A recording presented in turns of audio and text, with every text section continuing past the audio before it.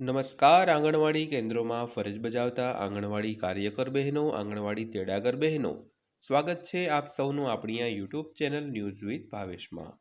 તો બહેનો, આજની તારીખ 7/2/2026. તો આજના આ વિડીયોની અંદર આપણે વાત કરવાના છીએ ગુજરાત રાજ્યના બજેટ 2026-27માં આંગણવાડી બહેનોના પગાર વધારાને મળશે આખરી ન્યાય. તો હાઈકોર્ટના ચુકાદાનો અમલ કરશે સરકાર? તો ખાસ કરીને આ બાબતે વિડીયોમાં વિગતવાર વાત કરીશું. તો આજનો વિડીયો ખાસ કરીને અંત સુધી જોઈ લેજો બહેનો. તો ગુજરાત રાજ્યના લાખો આંગણવાડી કાર્યકર અને તેડાગર બહેનો માટે વર્ષ 2026નું રાજ્યમાં બજેટમાં માત્ર આર્થિક દસ્તાવેજ જ નથી, પરંતુ તેમના વર્ષોથી ચાલતા સંઘર્ષ, સમર્પણ અને સેવાની કદર થવાની ઘડી સાબિત થવાની તૈયારીમાં છે. તો 18 ફેબ્રુઆરીએ રજૂ થનાર ગુજરાત રાજ્યના બજેટને લઈને રાજ્યભરના આંગણવાડી વર્ગમાં ઉત્સાહ અને આશાનું વાતાવરણ છે તે સર્જાયું છે. તો ખાસ કરીને આ દિવસે આંગણવાડી બહેનો માટે ઐતિહાસિક દિવસ તરીકે જોવામાં આવી રહ્યો છે.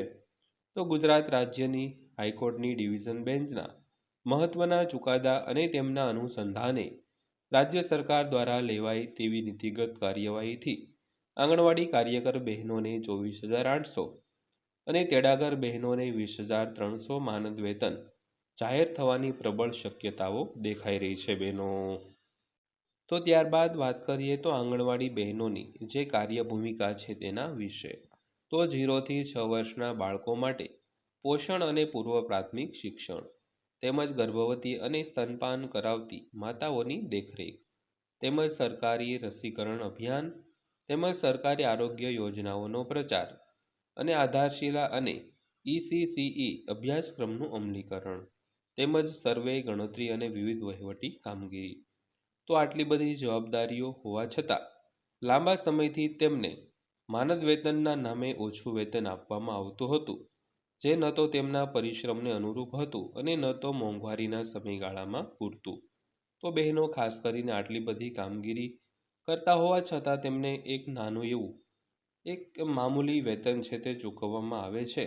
તો વર્ષોથી ચાલતો સંઘર્ષ અને કાનૂની લડતની વાત કરીએ તો ગુજરાત સહિત સમગ્ર દેશમાં આંગણવાડી કાર્યકર બહેનો વર્ષોથી પોતાના અધિકારો માટે સંઘર્ષ કરતી આવી છે.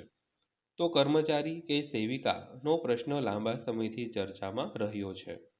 તો આંગણવાડી બહેનો દ્વારા વારંવાર માંગ ઉઠાવવામાં આવી છે કે તેમને કાયમી દરજ્જાનો કર્મચારી દરજ્જો આપવામાં આવે, તેમજ લઘુત્તમ વેતન કાયદા હેઠળ વેતન છે તે નક્કી કરવામાં આવે. ત્યારબાદ વાત કરીએ તો લઘુત્તમ વેતન કાયદા હેઠળ વેતન નક્કી કરવામાં આવે. તો સામાજિક સુરક્ષા, પેન્શન અને ભવિષ્ય નિધિની સુવિધાઓ આપવામાં આવે.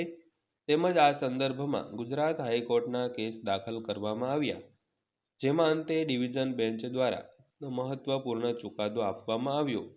તો આ ચુકાદાએ રાજ્ય સરકારને આંગણવાડી કાર્યકર અને તેડાગર બહેનોના માનદ વેતનમાં વ્યાજબી વધારો કરવા માટે દિશાનિર્દેશ છે તે આપ્યા હતા. તો ગુજરાતના હાઈકોર્ટના ચુકાદામાં સ્પષ્ટપણે જણાવાયું હતું કે આંગણવાડી કાર્યકર બહેનોનું કામ માત્ર સ્વૈચ્છિક નથી, પરંતુ તે સતત જવાબદાર અને રાજ્યની સંપૂર્ણ મહત્વપૂર્ણ યોજનાઓ છે તે સાથે જોડાયેલું છે. તો કોર્ટના અવલોકન મુજબ વાત કરીએ તો આંગણવાડી કાર્યકર બહેનો જે અર્ધ સરકારી કર્મચારી તરીકે ભૂમિકા ભજવે છે, તો તેમનું વેતન તેમની જવાબદારી અને કામના કલાકો મુજબ હોવું જોઈએ. તો લાંબા સમયથી ઓછું માનદ વેતન આપવું એ અન્યાય સમાન છે. તો આ ચુકાદા બાદ રાજ્ય સરકાર પર નૈતિક અને કાનૂની બંને રીતે દબાણ વધ્યું કે બજેટ મારફતે સ્પષ્ટ અને મજબૂત નિર્ણય લેવામાં આવે. તો બજેટ 2026ની વાત કરીએ તો આંગણવાડી બહેનો માટે આશાની નવી કિરણ.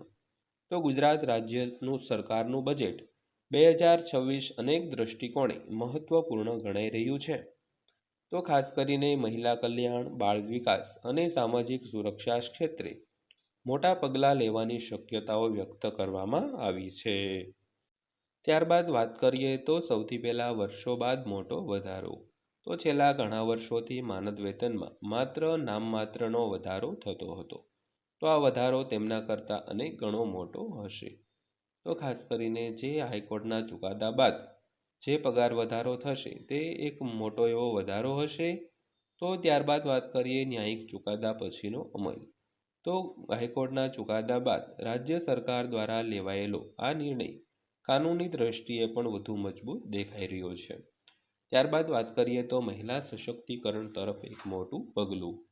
તો આંગણવાડી બહેનો મોટે ભાગે ગ્રામ્ય અને મધ્યમ વર્ગની મહિલાઓ છે. તો તેમને આર્થિક રીતે મજબૂત બનાવવું એ સાચું મહિલા સશક્તિકરણ હશે. તો ખાસ કરીને આંગણવાડી કેન્દ્રોમાં કોઈ હાઈફાઈ વ્યક્તિઓ નોકરી ન કરતા હોય, પરંતુ એક સામાન્ય અને મધ્યમ જે વર્ગના મહિલા બહેનો હોય તે નોકરી કરતા હોય છે, તો તેના પગાર વધારો કરીને એક સાચા અર્થમાં મહિલા સશક્તિકરણનું ઉદાહરણ સરકાર પૂરું પાડશે. ત્યારબાદ વાત કરીએ તો સેવાની કદર. તો વર્ષોથી સમાજના પાયામાં કામ કરતી બહેનોને મહેનતને સન્માન આપવાનું આ એક પગલું છે. તો જો બજેટ 2026માં આ વધારો અમલમાં આવે તો તેની સીધી અસર આંગણવાડી બહેનોના જીવન સ્તર પર પડશે. તો સૌથી પહેલાં તો પરિવારની આર્થિક સ્થિતિમાં સુધારો થશે અને બાળકોના શિક્ષણ પર વધુ ખર્ચ કરવાની ક્ષમતા પણ વધશે. તેમજ આરોગ્ય અને જીવનશૈલીમાં સુધારો થશે અને આત્મસન્માન અને માનસિક સંતોષ પણ આવશે. તો આ ઉપરાંત સમાજમાં આંગણવાડી કાર્યકર બહેનોની પ્રતિષ્ઠા પણ વધશે. તો આ તમામ કારણોસર 18 ફેબ્રુઆરી 2026ને આંગણવાડી કર્મચારી બહેનો આતુરતાપૂર્વક જોઈ રહી છે. તો આ દિવસ તેમની વર્ષોની આશા, સંઘર્ષ અને પ્રાર્થનાનો જવાબ બની શકે છે. તો જો બજેટમાં આ જાહેરાત સત્તાવાર રીતે થાય તો તે માત્ર એક બજેટી જાહેરાત નહીં, પરંતુ લાખો આંગણવાડી બહેનો માટે ન્યાય અને સન્માનનો દિવસ હશે. તો આંગણવાડી કાર્યકર અને તેડાગર બહેનો માટે ઐતિહાસિક વળાંક સાબિત થવાની સંભાવના છે. તો ગુજરાત હાઈકોર્ટના ડિવિઝન બેન્ચના ચુકાદા બાદ જો રાજ્ય સરકાર આંગણવાડી કાર્યકર બહેનોને ₹24,800 અને તેડાગર બહેનોને ₹20,300 માનદ વેતન જાહેર કરે તો તે રાજ્યના સામાજિક અને માનવ વિકાસના ઇતિહાસમાં સુવર્ણ અધ્યાય બની જશે. તો 18 ફેબ્રુઆરી માત્ર બજેટની તારીખ જ નહીં, પરંતુ લાખો મહેનતી બહેનોના સપનાને સાકાર કરતી તારીખ છે તે બની શકે છે.